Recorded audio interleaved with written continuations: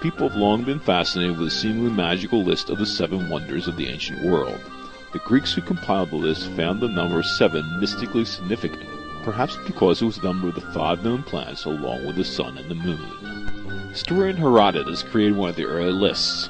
Later so did Antipater of Sidon and Philemon of Byzantium. Each list, however, only reflected places in the Grecian world. They might have included structures like Stonehenge if they'd been aware of them, but that was beyond their horizons. Perhaps the most obvious object to be put on any Greek's list would have been the sculpture of Zeus, the king of their gods. The impressive 40-foot-high statue located at the center of worship in Olympia was finished in 435 BC and existed for nearly 900 years before it was destroyed by fire.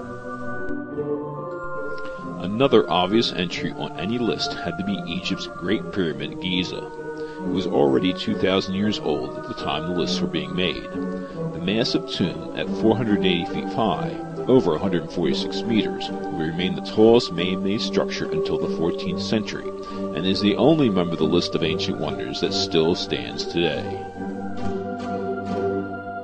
Perhaps the most beautiful of the wonders was the Temple of Artemis at Ephesus. Antipater wrote that compared to the other members of the list, when I saw the temple at Ephesus rising to the clouds, all these other wonders were put in the shade. The temple was finished in 323 BC and destroyed by invaders in the 3rd century AD. Competing with the Temple of Artemis for the most beautiful wonder was the Mausoleum of King Mausolus at Halicarnassus. His wife commissioned the best artists in the Greek world to fill it with beautiful sculptures. It was heavily damaged by an earthquake in the 13th century AD.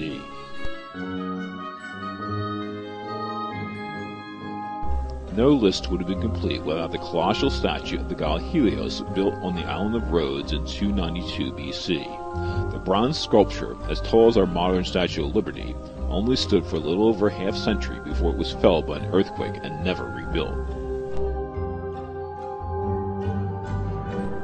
Perhaps the most mysterious of the places on the list was the Hanging Gardens of Babylon. Archaeologists have not been able to find the foundations of the gardens, and some historians think it may have actually been located 350 miles further north in the city of Nineveh. The royal gardens were built around 600 BC and were thought to have been destroyed by an earthquake in the 2nd century AD.